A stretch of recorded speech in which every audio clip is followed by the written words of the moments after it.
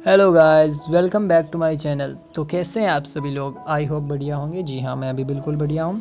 चलिए शुरू करते हैं आज के एक्सप्लेनेशन को।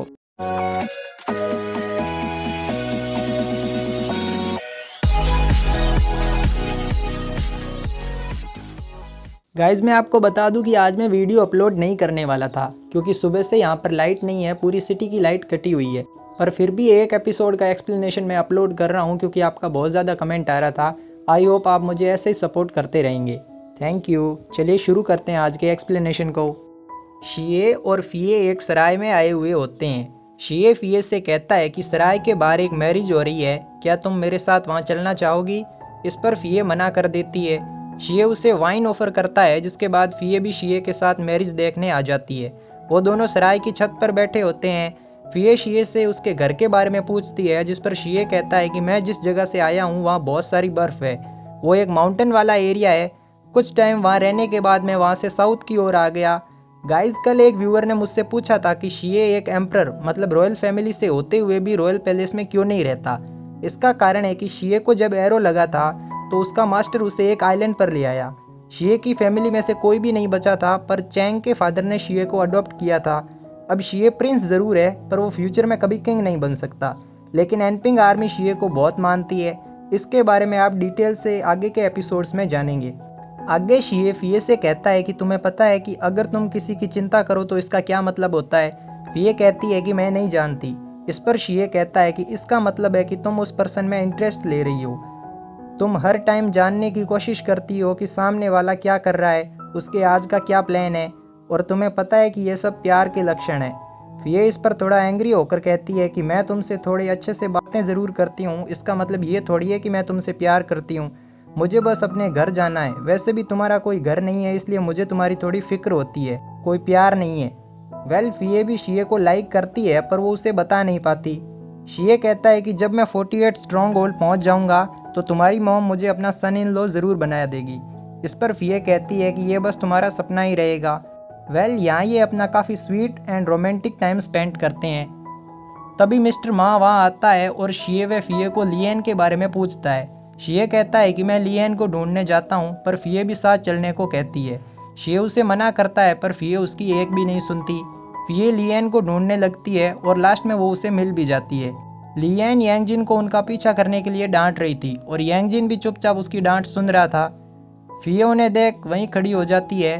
वेल, ड्रामा कंप्लीट होने से पहले आपको इन दोनों की भी लव स्टोरी देखने को मिलेगी। अब शिये भी वहाँ आ जाता है।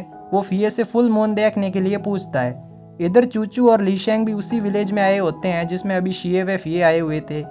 लियन वापस राय आते टाइम लीशेंग को देख लेती है। वो भागकर उसके गले लगती है। चूचू लियन को गले लगने से रोकती है क्योंकि लीशेंग अभी जख्मी था। लास्ट एपिसोड में उसकी पिटाई जो हुई थी। लियन चूचू को पहचान लेती है क्योंकि उसने 48 स्ट्रॉन्ग होल्ड में चूचू की पेंटिंग देखी होती है। वो धीरे से लीशेंग के कान में कहती है कि ब्रदर, मुझे लगता है कि चूचू आपके लिए परफेक्ट है। लीशेंग लियन को अपना मुंह बंद करने को कहता है, पर चूचू उनकी बातें सुन लेती है और वो धीरे से स्माइल भी करने लगती है। लीशेंग यांगजिन के बारे में पूछता है, पर लियन कहती है कि ये बस एक लूजर है जो फिये से हर बार फाइट करते रहता है।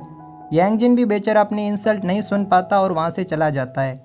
लियन लीशेंग को शिये और फिये से मिलने को कहती है। अब लीशेंग तो शिये को पहचानता नहीं था, तो वो शिये के बारे में पूछता है, तो लियन उसे शिये से मिलवाने के लिए सराय ले जाती है। इस टाइम मिस्टर मा सराय में होता है। वो लीशेंग को देख बहुत खुश होता है। लीशेंग फिये के बारे में पूछता है, तो लियन कहती है कि वो अभी मार्केट गई हुई है। लीशेंग मिस्टर मा से जल्दी 48 स्ट्रॉन्ग होल्ड चलने को कहता है क्योंकि उसने तियान शियन को 48 स्ट्रॉन्ग होल्ड के पास में ही देखा था। इधर स्ट्रॉन्ग होल्ड में कोउदान गार्डियन को मार देती है और शिमो रिवर की मूविंग ब्लेड्स को भी बंद कर देती है। आगे हम शिये और फिये को देखते हैं जो फुल मून देखने आए होते हैं। फिये शिये को 48 स्ट्रॉन्ग होल्ड भी दिखाती है। दरअसल अभी ये दोनों जिस जगह पर होते हैं वहाँ से 48 स्ट्रॉन्ग होल्ड एकदम पास में था। फिये मून को देखकर कहती है कि ये हमेशा हर जगह से डिफरेंट दिखता है। इस पर शिये कहता है कि मुझे उस मून का तो पता नहीं, पर मैं जिस मून को देखता हूँ उसकी मून लाइट कभी भी कम नहीं होती। वो यहाँ फिये के बारे में ही बात कर रहा होता है और फिये भी शिये की ये बात समझ जाती है, पर वो ऐसे रिएक्ट करती है जैसे उसे कुछ भी पता ना हो। तभी शिये 48 स्ट्रॉन्ग होल्ड से बहुत सारी बर्ड्स को उड़ते देखता है, जिसके बाद वो दोनों समझ जाते हैं कि ज़रूर 48 स्ट्रॉन्ग होल्ड में कुछ हुआ है। इधर कोउदान स्ट्रॉन्ग होल्ड के सैनिकों को मारने लगती है। तियान शियन भी स्ट्रॉन्ग होल्ड के बाहर कोउदान के इशारे का वेट कर रहा होता है, मतलब वो भी कोउदान के साथ मिला हुआ होता है। आगे शिए, फिए और बाकी सब लोग भी सराय से निकल जाते हैं क्योंकि उन्हें समझ आ जाता है कि तियान शियन दिशा पर अटैक कर चुका है। इधर कोउदान अपने सैनिकों के साथ स्ट्रॉन्ग होल्ड के सभी सैनिकों को मारने लगती है। स्ट्रॉन्ग होल्ड का एक सैनिक एक फायरवर्क छोड़ता है जिससे बाकी सारे सैनिक सतर्क हो जाएं, पर अब बहुत देर हो चुकी थी। कोउदान सभी सैनिकों को एक एक करके मार देती है। यहाँ हम मास्टर जैंग को देखते हैं जो स्ट्रॉन्ग होल्ड का एक मिनिस्टर है। जैंग कुछ सैनिकों के साथ स्ट्रॉन्ग होल्ड को प्रोटेक्ट करने लगता है।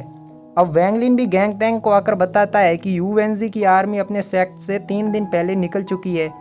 गैंग तैंग को भी समझ में आ जाता है कि यूएनजी जरूर स्ट्रॉन्ग होल्ड पर अटैक करने वाला है। अगली सुबह फिए और बाकी सब भी स्ट्रॉन्ग होल्ड पहुंच जाते हैं, पर गेट पर बहुत से सैनिकों को मरा देख वो सीक्रेट रास्ते से स्ट्रॉन्ग होल्ड में जाने का सोचते हैं। अब तियान शियन भी कोउदान के इशारे पर स्ट्रॉन्ग होल्ड में अपने सैनिकों के साथ आ जाता है। फिए जब स्ट्रॉन्ग होल्ड के पैलेस में आती है तो वहाँ सब मिनिस्टर स्ट्रॉन्ग होल्ड को प्रोटेक्ट करने का सोच रहे होते हैं। फिए सारे मिनिस्टर को फाइट के लिए तैयार होने को कहती है।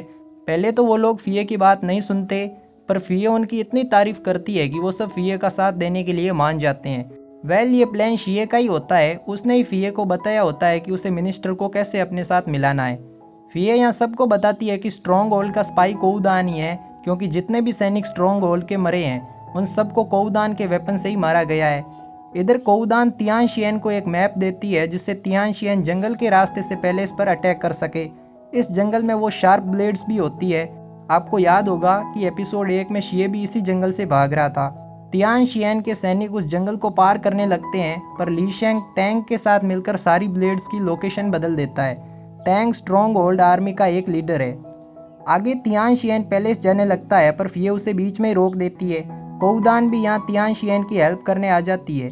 फिए गार्डियन के बारे में पूछती है, जिस पर कोउदान कहती है कि वो अब गहरी नींद में सो चुका है। फिए कोउदान पर अटैक करने लगती है, पर शिए उसे एक इशारा करता है जिसके बाद फिए रुक जाती है।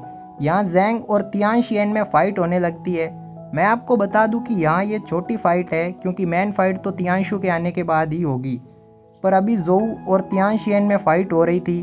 फिए भी कोउदान पर अटैक करती है, जिसके बाद ये दोनों भी फाइट करने लगती है। कोउदान और तियान शियन यहाँ पर हार जाते हैं। तभी एक सैनिक आकर तियान शियन से कहता है कि तियानशु की आर्मी स्ट्रॉन्ग होल्ड पहुँचने वाली है। इधर ली शेंग टैंग के साथ मिलकर तियान शियन के सारे सैनिकों को जंगल में ही मार देता है। इसी के साथ एपिसोड 22 का एक्सप्लेनेशन यहीं एंड होता है। आई होप आपको ये एक्सप्लेनेशन अच्छा लगा होगा। शिए शिए शोकान।